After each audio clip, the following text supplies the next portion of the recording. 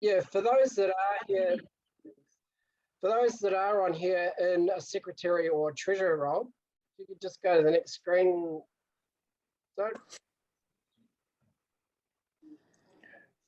So we'll start off with the secretary role. So I guess the key role of a secretary is around communication and accuracy. So for those that are new to it or those that have been doing it for a while, it's really just around the minutes taking at all the meetings, and the actions are really the key part of that role. It's if you have a committee meeting or a subcommittee meeting, the secretary's role is to record those minutes and get them as accurate as possible. And it's basically a history of what occurred in that meeting, so people can, one, look back on it to see what they were supposed to do, because sometimes we forget, but two, if those that weren't able to attend those meetings can actually go back.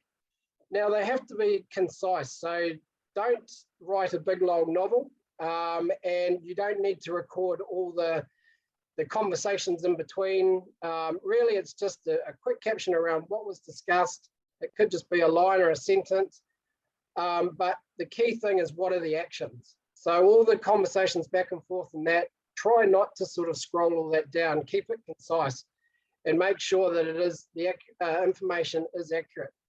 Now, if you are struggling with minutes or how to take minutes, feel free to, we won't go into it tonight in detail, but we do have minute templates. We do have the order of how a meeting should run. If you have a good chair, they'll be able to control that, but sometimes secretary and chair becomes the same thing, depending on how your committee runs. But yeah, we can talk you through some of those steps. Time management's key as well. So that's during your meetings or during the recording, making sure that the meeting stays on track. And don't be afraid to ask questions. If you're not sure who's actually ended up with the action, if it goes round and round in circles and you're not quite sure who actually is going to do what following it, feel free to just sort of say, excuse me, can I just make it clear, was that such and such that's doing this? So you can sort of keep the pace going or control that. But it's also the time management in between meetings. So it's leading up to the meeting, making sure that everybody has an agenda out so they have time to get prepared for the meeting, and that afterwards that the minutes are out in a timely manner. So you're not sort of leaving it till 2 days before the next meeting and quickly getting it out and expecting everybody to do everything that one day. So time management's really important. But as I've said in brackets there, just find out what works for you. You know, if it's becoming too hard and too long a task, it means that maybe you're just spending too much time on the detail and don't have a system that works for you. Once you get into a routine, you're away, and we can offer more tips on that. The other one is treasurer, which obviously with most of you attending a money session, I would say you probably hold that role or involved some way around the finances of your organisation, or responsible for the funding applications. So the treasurer at the end of the day, again, depending on how your organisation works, is the one that's kind of responsible for the finances of your organisation or club. So accountability sort of stops with that person, and in terms of the accuracy and getting things right. I don't want to freak anybody out, so don't worry, you're not in it by yourself. There's the committee there and hopefully other people to support you, but it's your role to sort of make sure that the money coming in and the money going out is kept in order. Doug will go into a number of these aspects on how to do that and talk you through some things as we go tonight. But that's sort of the basic thing. And then obviously as a bit of a gatekeeper, if there's been money allocated for certain things in your club, then it's kind of, it's not on you, but I guess you have the right to say to the rest of the committee, hang on, that money's put aside for this purpose, and we just need to tally-ho a little bit, and let's just make sure it's spent on the areas needed. That's not to say that can't be changed, but we just need somebody as a bit of a gatekeeper. Otherwise, we tend to go and spend it if we see it in our bank accounts, or get the club or the organisation in a bad position, or further down the track, we've lost track of some of the spending. And that means making sure that it's up to date. If it takes you a month to sort of get all your receipts and that in order, you may find that actually we've spent more than what we should have this month or this year or what have you. And obviously the KISS principle is keep it simple, stupid. So just make sure that you're not overcomplicating things. Again, find a system that works for you, and Doug will go into some handy tips around that. There's some great online platforms. I guess sometimes it comes with a bit of a budget, but we do recommend you have a web-based platform, which Doug will go into, but we have staff that can help with this. If you're not sure which platform to use or how it should work for your club, if you don't operate in a lot of fun money coming in and out, then a straightforward Excel spreadsheet is as good as gold.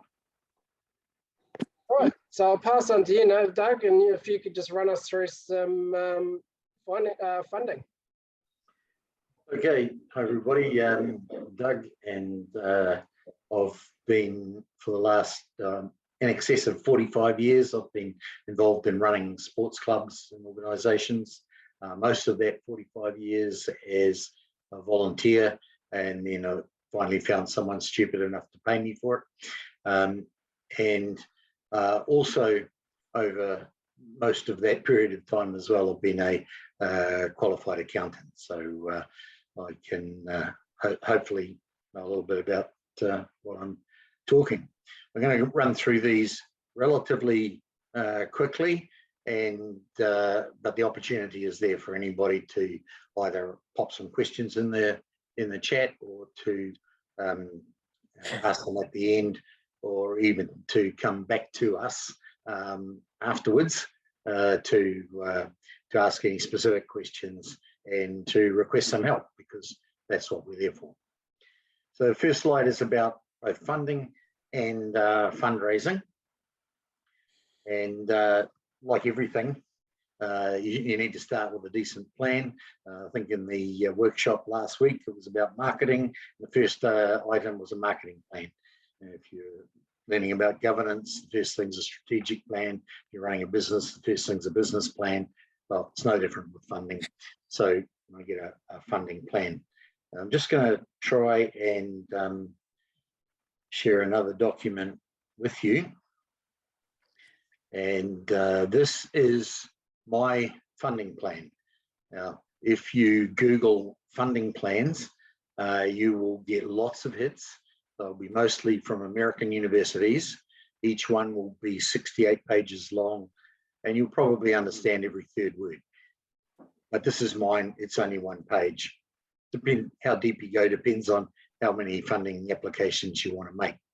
So my plan, see the 6 columns there, and the depth of it is just how many funding applications that you want to make. My rule of thumb is to make the plan over a rolling 12-month period. So I'll put on my plan all of the funding applications that I intend to make over the next 12 months. And then when I make one, it's off, loses off the top, and maybe I'll put another one on the bottom for the next, to finish off the next 12-month period. So it's all like that. It's pretty simple there. And you'll see this column here on the extreme right-hand side. This is the most important one. From the information that I've put in here, I'm going to determine when it is in the near future that I have to start making my funding application. And it's based on all the timeframes that I know it's going to take. That it's important that you don't miss those deadlines, because so many funding applications never get off the ground because you leave it too late. So I put calendar alerts. All the dates that I end up in this column go into my calendar as alerts, so that I can make sure that I start on time. So it's important to get a plan, and don't print out this page and start writing on it. Keep this online, perhaps where other club members can see it as well. And then once you've got the plan, it's a matter of just implementing it. Okay, so I'll go back to the presentation.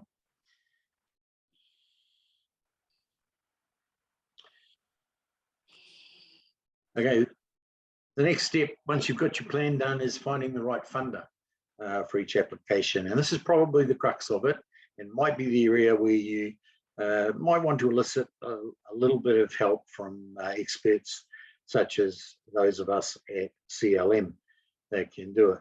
So the first thing is to make sure that you are eligible, you meet the criteria of the funder that you want to go to. Does your club meet the right criteria, and does your application meet the right criteria? And that criteria changes. Example being Foundation North. It was not long ago, it was possible for sports clubs to get good funding from Foundation North just for things that helped their club, run, no matter what other circumstances there were. But Foundation North have changed their criteria now, and now they're focusing on the help that you can give to your underprivileged community and the young people within that community. So you have to be able to prove now that even though it's your club that's making the application, and yes, it will help your club, but it also has to help the community around you. Okay, so things like that we need to be aware of. One of the things that I look for in finding who to go to is who has funded you before. So if somebody has granted you a funding application, then it's probably a good idea to go back to you because they know you, they trust you, they know your organisation, and if they've been happy to give you money in the past, they're likely to give it to you again. If you haven't had funding from them, then have a look through their list of who it is that they've approved and who it is that they've declined. They've all got those lists. And if you find that all of the clubs that are on their approved list are clubs just like yours, kindred clubs, then it's probably a good idea to go back to them or to go to them. If, on the other hand, all of the clubs like yours end up on their declined list, yeah, not so good. So look at who each funder has funded in the past. And I'm going to just share another page here. So now this is a website that is the Department of Internal Affairs, DIA, and they run gaming trusts.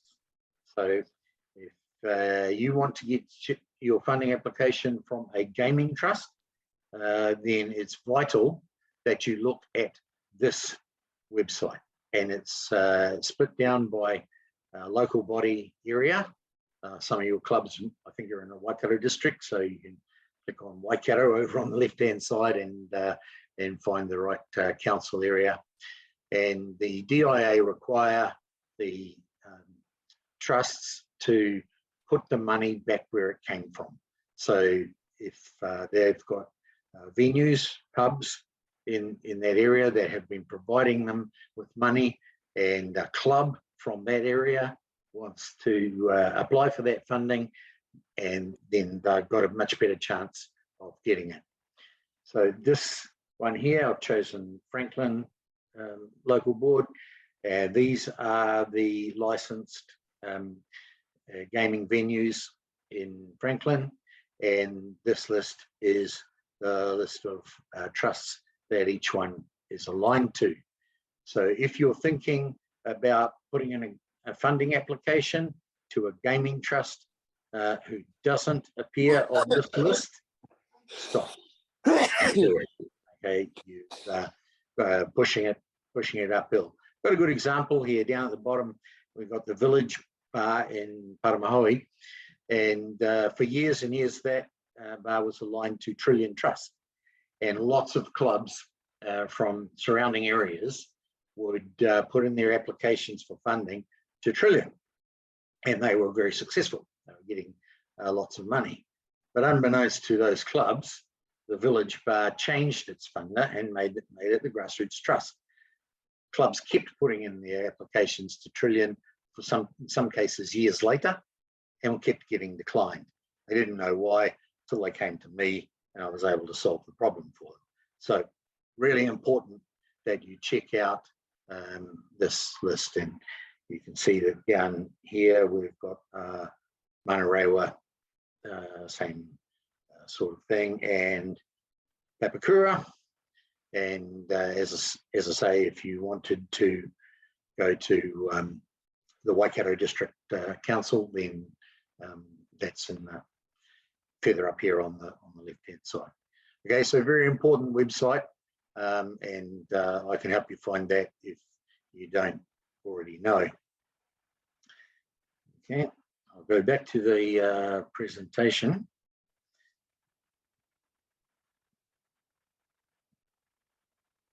Really strange that the oldest guy in the room is running the technology. When I was Shannon's age, I used to write on stone slabs using a little chisel, but I seem to be getting there. Okay, so we found the right funder, and now we need to make the applications. Okay, first thing I'll say to you is before you make your application, make sure that you have your quotes first. Very important that you know exactly what it is you're going to apply for, to detail, and how much it's going to cost, and that you've got that approved by your committee.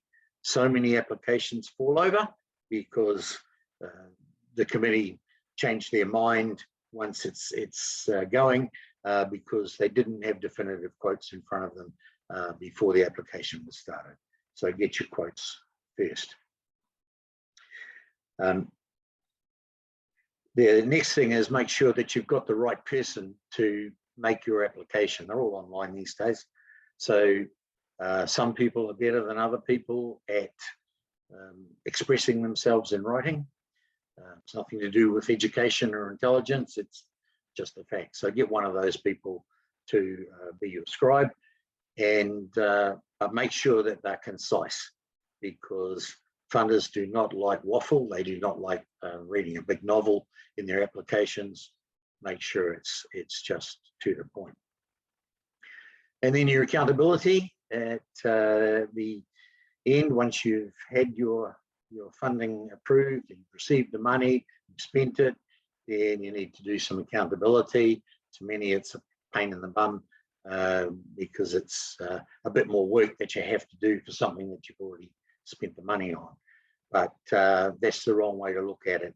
You have to look at your accountability as the start of the next application to that funder. So very important that you get that in and get it right, and then that funder will look much more favourably upon you next time you come in. Okay, so that's our funding. And on fundraising, one of the biggest ways that any sports club, and in particular talking to rugby clubs here, and I've run a few rugby clubs, the biggest fundraising tool that I've ever come across is the Sporty website. All the rugby clubs have one because they do their national registrations on it. It's really important that you build your databases. Good start that you've got all the players who have ever played for your club since Sporty started doing the registrations. You've got them in there. I know it's only the email address that they used at the time, and maybe they didn't have one and put in a false one and all of that, but some of them will have had the right one and they will still have it. So that's a good start for a database, but I'm talking about everybody who ever has any interaction with your club. I'm talking about non-playing members, supporters, life members, and the guy who sold you a fridge. You know, everybody, put them on your Sporty database. And the key there is, once you've got these really good databases, is then to communicate effectively and in a mildly entertaining fashion with those databases. Okay, so communications is important. In Sporty, they have a really good newsletter facility where you can communicate with them. It automatically posts to a couple of your social media platforms as well. So you get a very wide reaching a hit on these communications.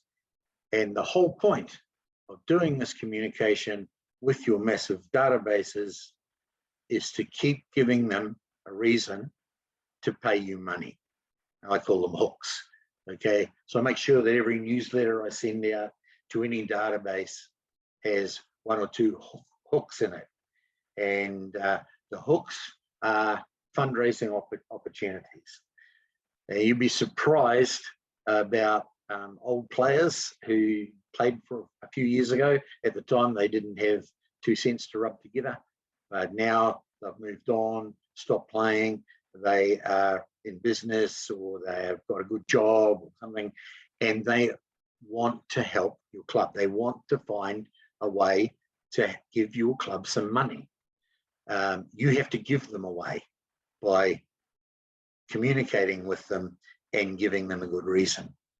And some of the things that I've used sporty databases to raise money is raffles, non-playing memberships, player sponsorships, contributions to your maintenance projects that you might have going around the place. And I guess my coup de grace was when I was running a rugby club, and a guy who used to play with me, you know, that long ago, as soon as he finished playing, he went to London, and very successful. He's now a billionaire. And through my communications on Facebook and things like that, he hooked up with the club, and I had all of these hooks in all of these forms that I was sending out, and one of them was to sell car parks in our car park, which is very hot because we were right next door to the major stadium in the area, and it was $100 to buy a car park. Now, this guy's name was Ross. He lived in London for 40 years. He'd never been back to New Zealand, wasn't coming back. Because he lived in London, he didn't have a car there anyway. Certainly wasn't going to have a car in Hamilton. And he paid me $100 and bought a car park in our rugby club. Okay, and that's the sort of person that you will find who just want to help your club, and they want a reason to pay. So the biggest fundraising opportunity you have is because you've got Sporty, you've built your databases, you've enabled people to pay by credit card on your Sporty form. It links automatically to Facebook, and you've given them a good cause to contribute to. Right? So I can talk more about that if people want. There's funding and fundraising. There's lots of others other than the ones that I just mentioned to you. So moving on to the financial management, the accounting job, or the treasurer's role. Really important that we adopt as much as we can online infrastructure. You know, back in my day, it was hard work. There was a lot of work, and it was paper-based, and we had to work really hard to keep all our finances in check and everything like that.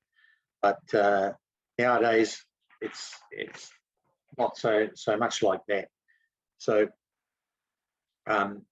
once we get all of our projects, all of our products online and in the cloud, then we significantly reduce the volunteer workload. Okay, now in my example, in my experience, just putting in Xero as an accounting system saved the volunteer workload by 85 to 90%. And other people have indicated that that's the same thing as well. So online infrastructure not only helps you reduce your volunteer workload, but it enables role sharing. Several clubs that I've been in, I've had 3 people doing the treasurer function. One does the accounts receivable, one does accounts payable, one does the general ledger. Usually that's me. And we can be working in the club's Xero account at the same time and not even know it. And that reduces each of our workload down to a very minor amount, and we've got oversight on it. It also helps your security by having everything online. Means you don't lose it. You know, if you lose your laptop or it gets stolen or in a fire or something like that. So there's all of that security. That is good. And also it attracts younger volunteers to your organisation. They're more inclined to come along and help. And what I do to encourage younger volunteers with online infrastructure, I can honestly tell them that everything that I ask them to do, they can do on their phone. Everything they can do on their phone, okay? They don't need a book, they don't need a pen, they don't need a laptop. They can do everything on their phone, and that's true. So that encourages the younger people to get involved and do some work for you as well. One word of warning. Apologies in advance to all of the martyrs in the room. I used to be one. A martyr is someone who's very, very valuable to your club, and they have done a fantastic job over a long period of time, and they have done your administration their way for a long period of time, and they've always been told, you know, you're the best thing for this club.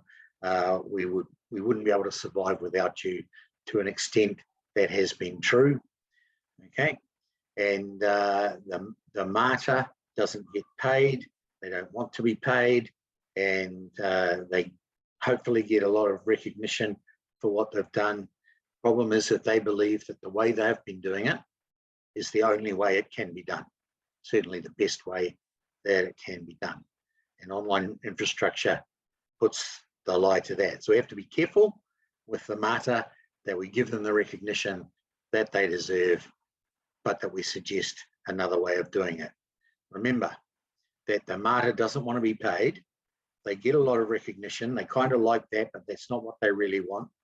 What the martyr really wants is for nothing to change. And if nothing changes, then probably nothing changes. Okay. So we have bookkeeping and accounting functions, very, very important. And I mentioned before, accounts receivable, accounts payable, there might be payroll, and of course the general ledger functions. And this is where you can bring in your role sharing. Those are very vital. If you're online with something like Xero or MYOB, then you can do this relatively quickly and securely. And if you keep up to date with it, then it lessens the workload even more. So those are the areas that we would want to focus on. Looking at the accounts payable, the approval of payments is really important. Back in the old day, the treasurer realized that they had to pay something really quickly, so he or she got out the checkbook, wrote a check, and sent it off straight away, and hadn't necessarily been approved properly. Not only do you not need to do that anymore, but you can't do that anymore because no one accepts checks. And so the online infrastructure allows you a quick, secure, and electronic method of getting all your approvals done, which saves you bacon, saves you butt, because you've got all your I's dotted and your T's crossed. It's very important in that respect. Budgeting and forecasting is seriously important. So that's revenue budgeting and cash flow forecasting. Very important tools. You can do them in Xero or MYOB. Do them quite simply in there. If you wanted to get more complex, I've got some really complex Excel spreadsheets that might help you, but I don't think they're necessary. I think that if you do the budgeting and the forecasting right, using the right tools, then they are a good measure for not only you, but the whole committee to going forward. Most important aspect that is so often overlooked in club accounts is the reconciliation of balance sheet items. When you produce your financial accounts, you have a profit and loss account and a balance sheet, and everybody sort of picks up the balance sheet and just puts it aside, and then they go through the profit and loss account in some detail. But in fact, the most important report is the balance sheet. It's really important that every line on the balance sheet is borne out by an actual value, that you can prove the value that is printed on that balance sheet for every line, for your debtors, for your bank account, for your creditors. All of them have to be able to be reconciled to an exact amount that is justified. Okay, overstating your assets on your balance sheet is very dangerous, because your committee is making decisions based on the accounts that you're providing, and if they think they've got more assets than they have, then they're liable to get the club into trouble by making the wrong decision. Same thing with understating your liabilities. If they don't think there's many liabilities out there, then they might create more and think they're doing okay, but in fact they're not. Remember, if your balance sheet is wrong, in other words, one line doesn't measure up to the true value of that item, then your profit and loss account cannot be right. It must be wrong. Profit and loss account must be wrong if your balance sheet is not 100% reconciled. There's no point showing them a profit and loss account if you've got bad balance sheet. An example of an overstatement of assets that's quite common is merchandise stock. So you buy some merchandise, you know, t-shirts, whatever it is, playing gear, whatever, and you want to on-sell it to members. So you purchase it and you put the purchase price on your balance sheet, sell a couple of them, and the balance sheet asset reduces with that. But then you get stuck with it because fashion changes, or something changes, and yeah, basically you can't sell those items for what you bought them for. But that's still that value is still sitting on your balance sheet as an overstated asset. You must say, what is the real value of this merchandise, and adjust the value down to it. Otherwise, you're presenting a wrong picture. So very important that we get accountable right. And an understatement of liability could be that you receive some grant money, but you haven't spent it all yet by the time you're reporting. And so you've actually got a liability to spend that money in the next time period. But if your balance sheet at the end of that first period doesn't bring that liability in, then you're again putting your club in danger of making bad financial decisions. And lastly on that one, reporting, timely reporting. If you're keeping everything up to date in Xero or whatever tool you're using, then it should be a matter when you want to go to a meeting of simply pushing a couple of buttons and producing a whole suite of reports that you can get out of Xero, and you can do that with confidence that they are accurate and that they will lead to good decision making by your committee or your members in general meeting. Okay, and that was a pretty quick run through of two or three really important items: funding, fundraising, and good financial management. There's a hell of a lot more to it, but following these things will get you a long way.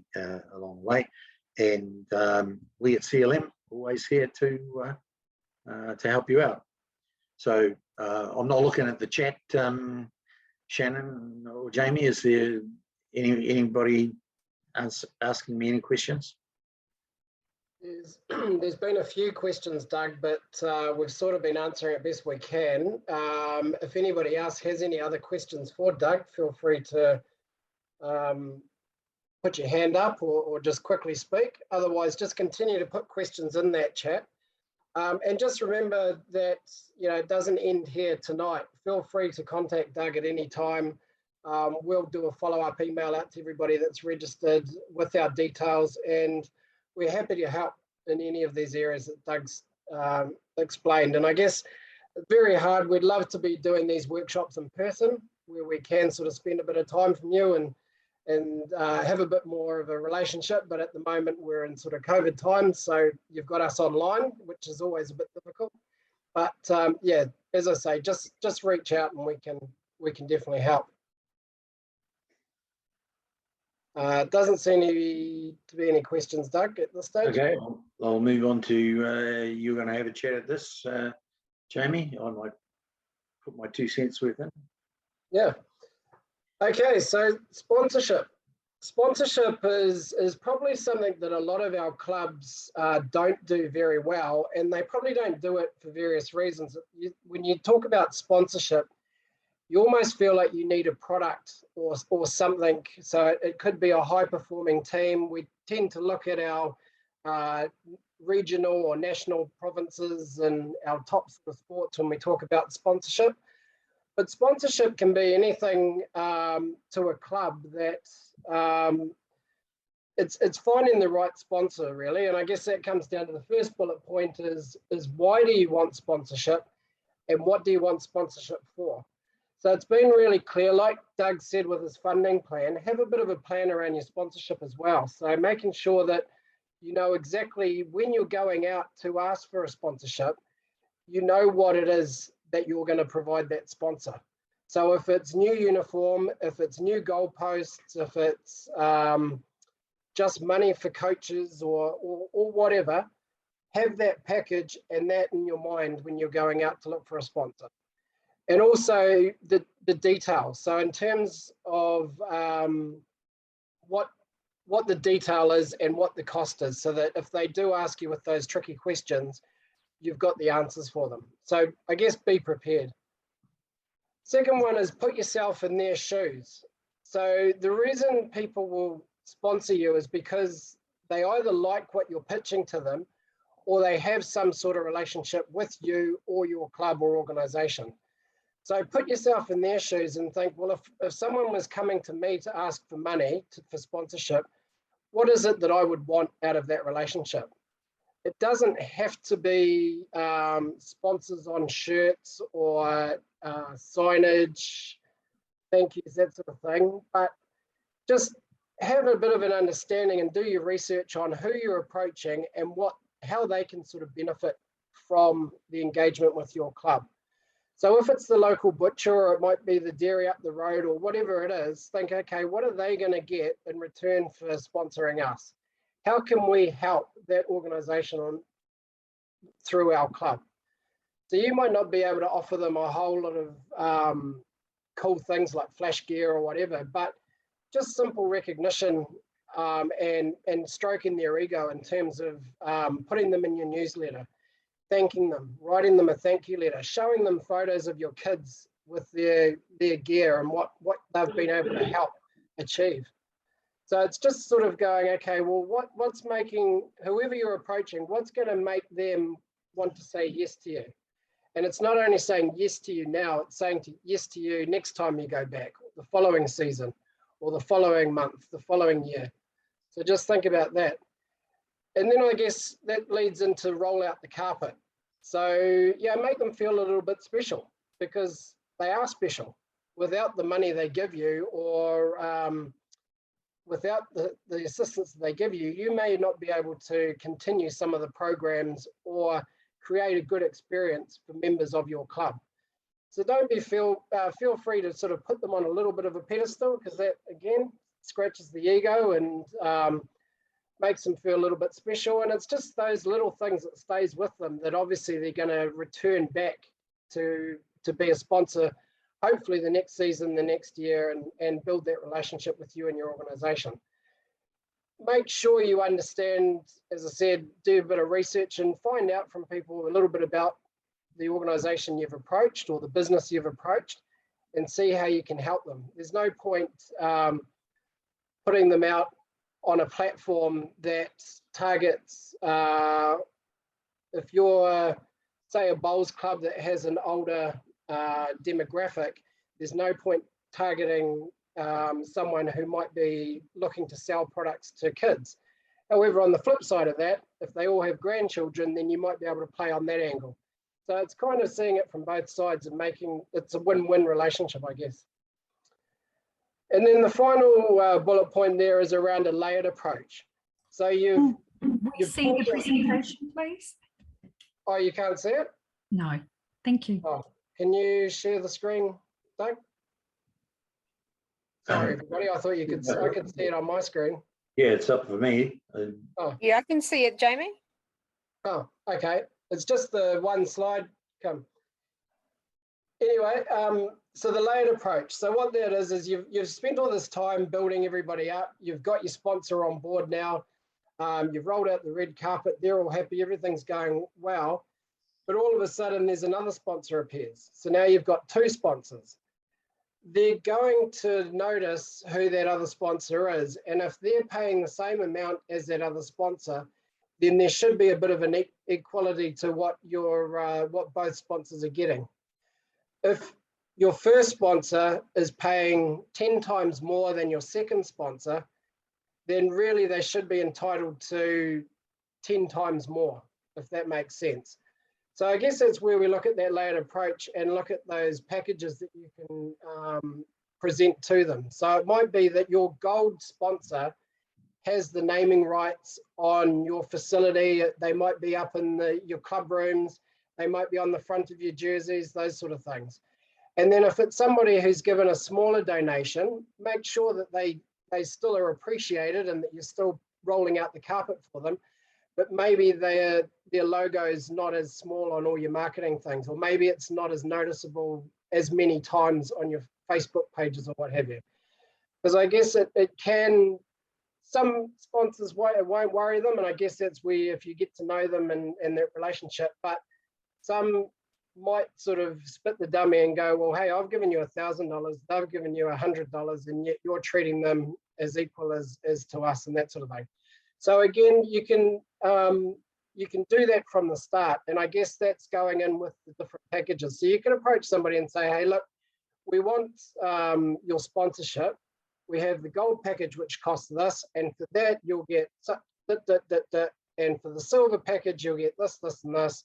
For the bronze package you'll get this, this, and this. It sets the expectations from the start, so then there's no confusion sort of further down the line. And I guess really turn it on for them in terms of ways that they can help you and the club. And if it's a local bar or establishment or something close to you, maybe think about that's where you hold your next event. Maybe that's where you hold your prize giving. So that sort of, again, builds that relationship, and they think, well, okay, we're gonna sponsor these guys next year because I only gave them $500, and yet they've put $1,000 over they bought $1,000 worth of food. I'm up $500. I'm actually going to spend more on them next year. So yeah, it's all around sort of that approach. And again, if you need letters or templates around what a sponsorship package may look like, again, feel free to let us know and we can pass on those templates, or it might even be a sponsorship letter. And we can help create something with you, but just keep it simple. But as long as you set those expectations and build that relationship, you'll be surprised at what you can get. So that's a little bit about sponsorship. I see there's a few comments. Are there any questions going in, Shannon? There's just a couple of ideas from other clubs around what they've sort of been doing. So Fran said supporting local businesses, especially hospitality, is what works for them. So we help them, they help us kind of deal. And then Anna said treat your sponsors as part of your family, get communications out to them about your events at your club, and possibly have a sponsors day or dinner to acknowledge them. Yeah, exactly. It's all relationship building at the end of the day. There's got to be something in it for them, as well as it can't just all go one way. And that'll happen over time. As I say, if you treat them nice, they're more likely to sort of come back. And the key with this is don't be afraid to ask. I know it's tough at the moment. there are businesses struggling and that sort of thing. So get out and, as I see in the comments, support your local businesses. Try target ones that haven't, there might be something, a 2-for-1 type deal where they're actually getting a lot more people into their business and hopefully helping them out. But don't be afraid to ask, because you will be surprised. And as I say, once you build that relationship, even if it's little to start with, it can end up going a long way. Find out who's in your club and who the parents are at your club, because there may be local businesses within your teams or within your club membership. So try to support your members where you can. Get to know your members, and I guess that's where you can sort of tag on that. So yeah, so we can definitely attach a template, but as I say, the easiest is probably just to reach out and let us know how we can help.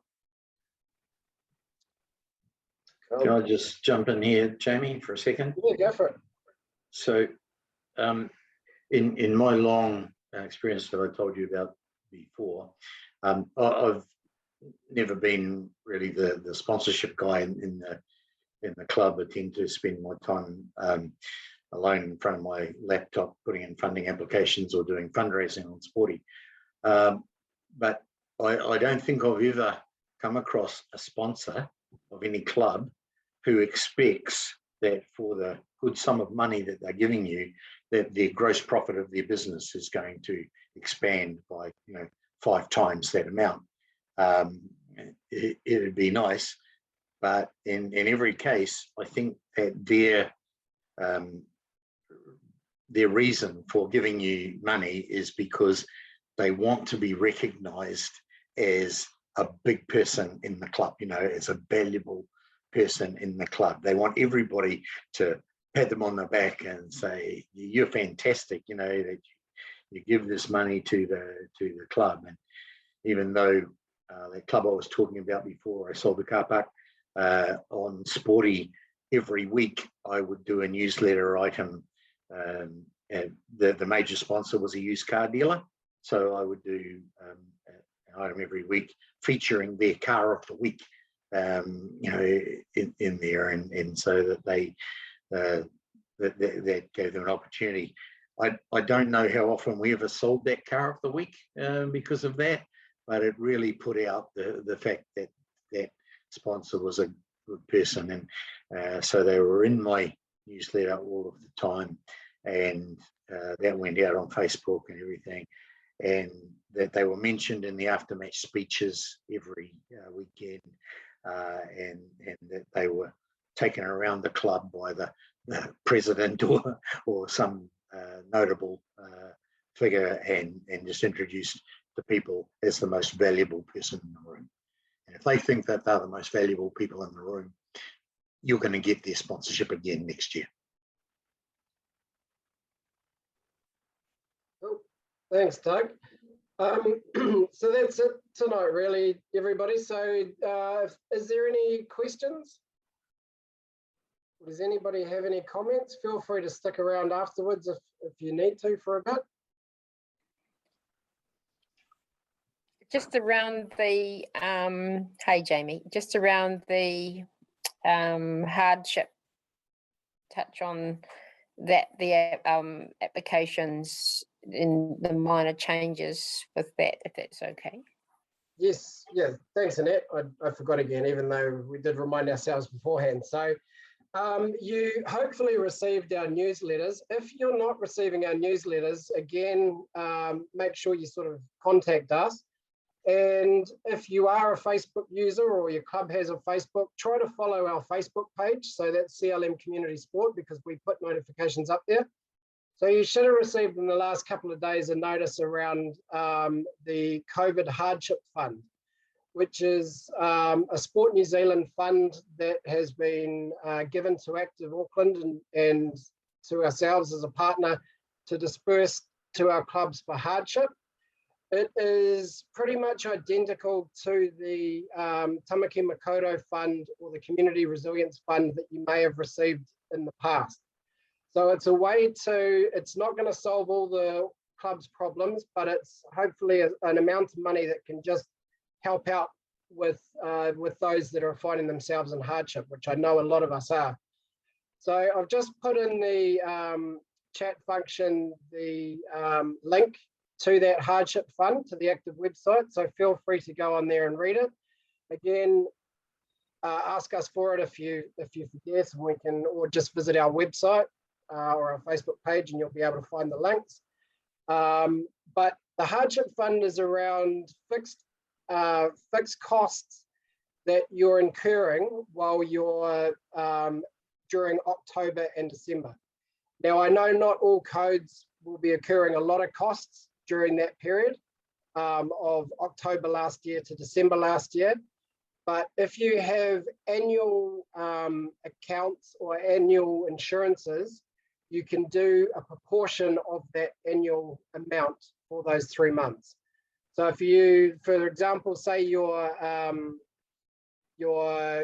club insurance is $1,200, then you can apply for a quarter of that, which would be the $300 of that amount. Hopefully that makes sense.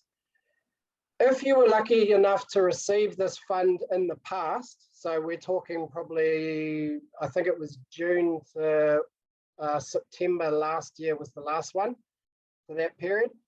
If you applied back then you can only apply up to the amount of 25K over both funds.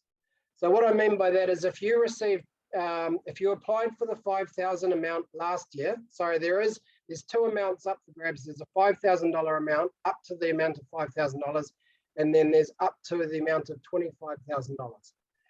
The under $5,000 will not be scrutinized as much as the $25,000. So that's the difference there. You'll need to provide more information and a bit more evidence for the 25K. If you received money last time around for this fund, then that amount will come off the 25K ceiling or cap limit. So what I mean by that is if you received $10,000 last time this fund was out, then you can only apply up to $15,000 this time around. If you apply for more than $15,000, that's fine, but they will only give you the $5,000. If you applied and were successful with $24,000, then again, you will only be able to get that $1,000 remaining. So I hope that kind of makes sense. And it is around fixed costs. Have a read of that on that website. But again, if you have any questions or issues, feel free to contact us, and we're happy to help you with those applications. We also have our Tū Manawa Fund. So some of you may have been to our sessions in the past regarding Tū Manawa. These are for programs to get our rangatahi and youth active, or women and girls up to the age of 24. So this is, it's a small amount of money that you can apply for to run programs, which ensures that all these rangatahi or tamariki that haven't come back to your club yet. So if you're finding your memberships down, you'll find that a lot of the answers you get from the parents is because, one, they're worried about the amount of money. Maybe they've had a job loss or things are a bit tight. Or two, they're not sure about the consistency of the season. They don't want to outlay a whole lot of money and then find out that after 2 weeks, we have lockdowns or the competition stops. So this is a way that you can sort of get a program which is kind of not your usual business as usual season, but it could be a train and play type system or a lead into your system, into your season. So it's a way to get children or young girls back into sport, out and about again, and getting comfortable with joining your club. So it could be a 4 to 6 week program leading into your season, or it could be have a go type scenarios. And you can apply for some resource around what that program is. So it could be whether equipment that you need for that program, or it could be around the deliverers, whether it's coaches. Just be careful with some of the wording, because you don't want to make it look like you're paying coaches and a high performance. This is all about putting the participant and those young rangatahi tamariki at the spotlight. So it's about the participant, but obviously your club will benefit from that. And the whole aim is that hopefully they'll come out, we know that they haven't been as active, they'll participate, and then as a result, look to join your club or form a relationship with sport again. So there's a couple of funds that are going at the moment. Yeah, and we're more than happy to supply more information on that. Does that cover that, Annette? Most helpful, and the team just wanted to let you know that if I've had any questions regarding funding CLM, Jamie has been very helpful. So just not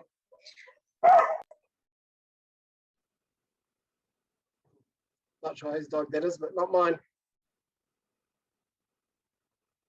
Oh, you're on sorry, mute. sorry, and just while the dogs stopped barking, and just wanted to thank you to our rugby clubs who have zoomed in.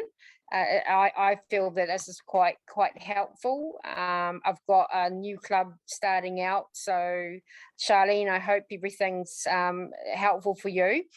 And also thanks to Jamie, Doug, Shannon and Kim for your work at CLM. And it's in a way of introducing our rugby clubs to CLM and what they can offer. And so, but working together, I'm here for our rugby clubs too. And I just wanted to say about the sponsorship, it's a really tricky one. And like I said, I've found going to clubs that they struggle with that side of things. And the slide that you presented, Jamie, was on point, and I can't thank you enough. It's about relationship building. And but templates are is just a follow-up from, you know, to assist our clubs with that sort of thing as well. But yes, so can't thank you enough. Yeah, great work. Yeah, I thought that was very, very good. Yeah, thank you, Annette, and thank you everybody for coming.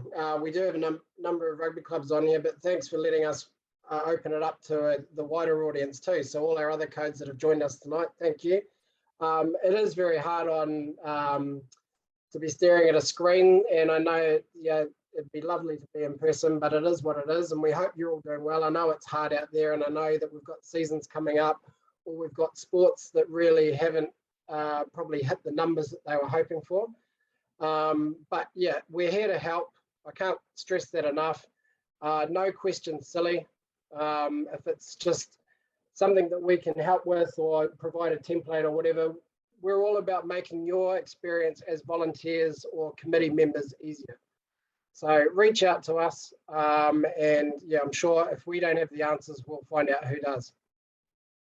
But thanks, Annette, for the opportunity to talk to your clubs and to open it up to all the other codes as well. Oh, you're most welcome. It's looking forward to the next session. Hope everybody jumps on it too. Women's, female participants recruiting. I'll send out the reminders. So yeah, get on it. It's very rewarding. And anything else that you feel that you want to cover?